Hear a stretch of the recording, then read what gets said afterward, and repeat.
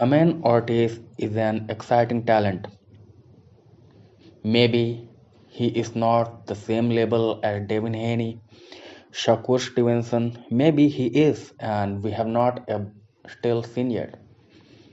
You might say that he had a really close fight with Lomachenko. Then I would also say that, but how did Jamaine Ortiz close the show against Lomachenko compared to Devin Haney? Like in boxing, in a fight, there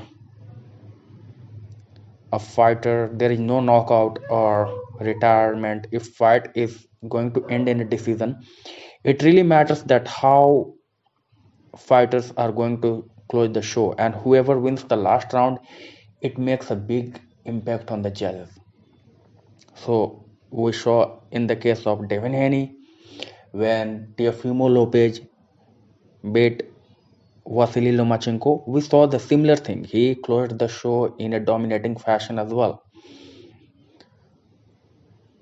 Then you may say that, yeah, Jamaine Ortiz was a big guy at lightweight and he will be rejuvenated, he will have more power and things like that. So does Teofimo Lopez.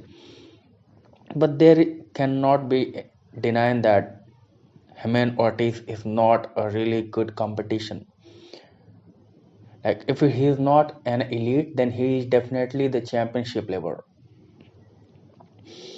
Like I once saw a great champion described the level of competition. He said that there are fighters, there are journeymen, there are champions, and there are elites. So maybe if Jamaine Ortiz is at that elite level, it remains to be seen, and Thursday is going to be the day that we are going to see it. But if it ends in an upset, it won't be a huge surprise. But there is that another thing, like Tio is saying that he is going to dominate Jamaine Ortiz. Then let's look at it through the Tio's eyes, right? First, let's talk about power. In Ortiz's last two fights, he fought Lomachenko, who was coming after a layoff, not very significant, but it was kind of Jamel Herring, who was coming after Shakur Stevenson defeat, and he was fighting at 135, which was a new weight class for him. He was little smaller for lightweight, but Ortiz was not able to knock out either of them.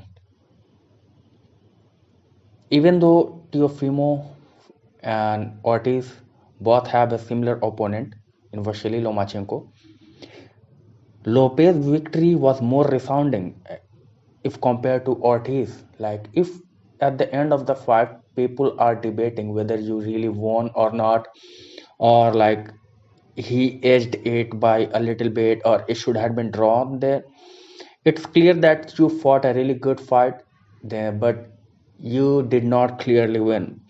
So we cannot say the same about Teofimo. So it is clear that maybe he is powerful, and power is a different kind of thing, when people are building up their career, then up to leading up to their contender or championship fight, they have huge amount of knockouts. But once they become champion or they come into contender fight where they are fighting top five guys, the ratio of the knockouts really reduces. There are very few fighters who have high ratio, and they are all exciting talent, right? So same thing maybe is happening with Jamaine Ortiz. He is not having the knockout in recent fights. Then maybe Tio sees that and say, he is not going to knock me out. Then there is another thing. Teofimo is really quick. He is twitchy. He has really good reflexes. Then you can say that Combosos defeated him. He truly did. But I am asking you a question, and please answer to me, and please write it in the comment as well. What do you think about it? Just imagine that in that fight against Combosos Jr., Teofimo really came to fight in a strategic fashion, right? Teofimo's father was a calming voice in his corner, like he was at the time he was fighting Lomachenko. How do you think that result would have gone? Would that fight end differently? I tend to think it would have, but I would love to hear about your opinion. So, given all of that things, it looks like very clearly that Teofimo Lopez is saying that he there is power. Like you can always get knocked out with a good shot, with a good timing, right? But he it is not going to evident, right? It is not certain that he has that tank like power. So he don't have to worry about that. In the department of quickness and speed, Lopez has a good advantage. And one thing Lopez has better that he has been knocking out people in the top 5 as well.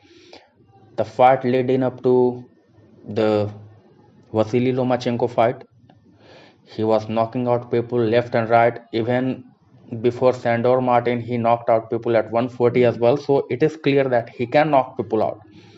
That's why this fight is so intriguing. In my mind, I can think that Teofimo is going to win, but my heart says, it might go other way. But still, I have feeling that Teofimo is going to win.